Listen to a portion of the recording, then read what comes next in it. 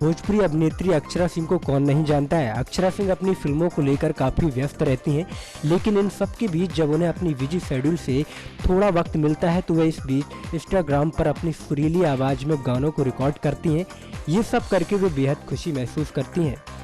ऐसा ही कुछ सुंदर सा नज़ारा अपनी आगामी फिल्म के सेट पर देखने को मिला था, जहां अक्षरा ने अपने मेकअप रूम में फुर्सत में बैठकर रॉकी हैंडसम का गाना रहनुमा अपनी आवाज़ में गाती हुई नजर आ रही थी। आपको बता दें कि इस वीडियो को अक्षरा सिंह ने हाल ही में शेयर किया था। इस पर अक्षरा ने हैशटैग करते हुए लिखा था कि सेट पर टाइम पास करते हुए मैंने इस वीडियो को प्यार से बनाया है।